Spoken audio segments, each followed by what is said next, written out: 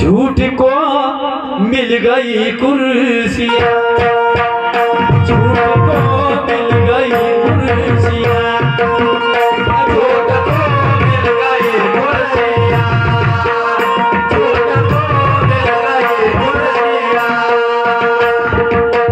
सच को सूली चढ़ाया गया, सच को सूली चढ़ाया गया,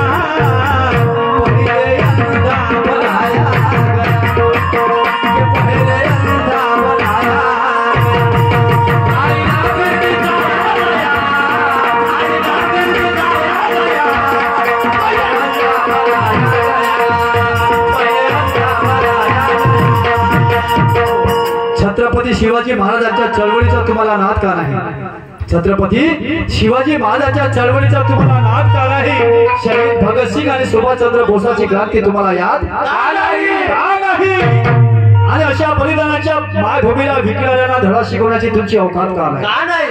अशा बलिदानाच्या मायभूमीला विकणाऱ्यांना धडा शिकवण्याची अवकात का नाही?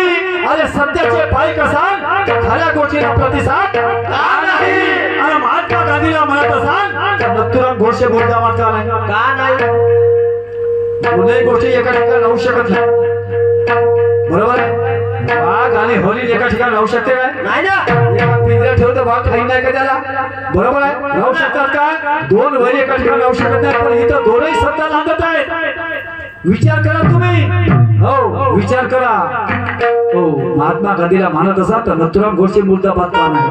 बाबासाहेबांना वाचवलं रे. आणि 30 जानेवारी 1948 ला याने संपवलं, मोदीवाल्याने संपवलं ना. स्वातंत्र्याचा सूर्य बरं झाला बाबासाहेबांमुळे पाहायला मिळाला नाही का? बाबासाहेब जर नसतं वाचवलं बाबासाहेबांना तर 35 मध्ये 32 मध्येच मरण झालं असतं गांधीजीचं. पुढे करारात नाही का? बाबासाहेबांनी वाचवलं म्हणून स्वातंत्र्याचा सूर्य पाहायला मिळाला. आणि मिळाला तर मिळाला, पण 6 महिने नाही राहू. 47 ऑगस्ट 47 बरोबर आहे ना? औपचारिक स्वातंत्र्य मिळालं, पूर्ण स्वातंत्र्य नव्हतं मिळालं. हो मग 48-50 ला पूर्ण स्वातंत्र्य मिळालं, पण ऑगस्ट ते जानेवारी 48 किती झाले? 6 महिने, बरोबर आहे?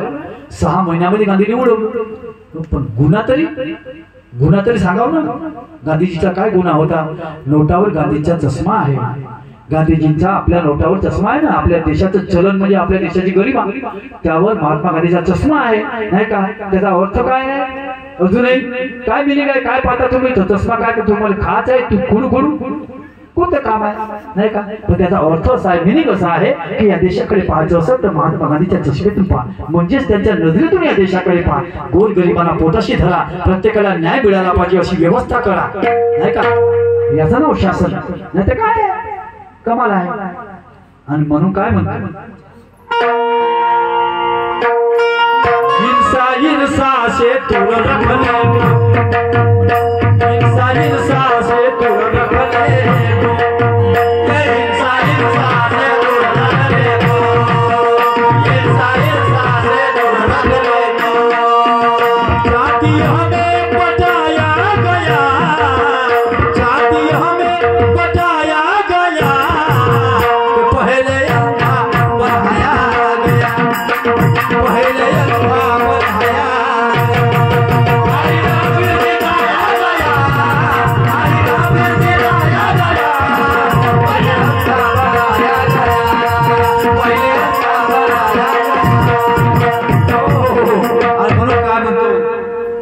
जिंदा है रावण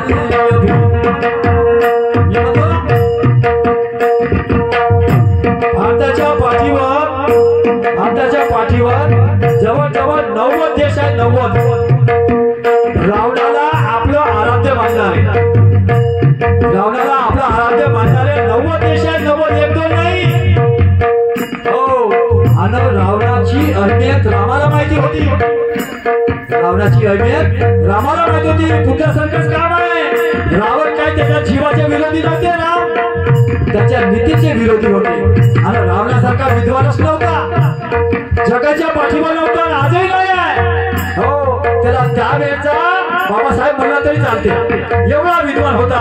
त्याला ते 10 शिरं दाखवतात ना रावणाला, 10 शिरं नव्हते हो त्याला. त्याच्या मागचा अर्थ असा आहे का तो 10 विद्वानाची ताकद ठेवत होता.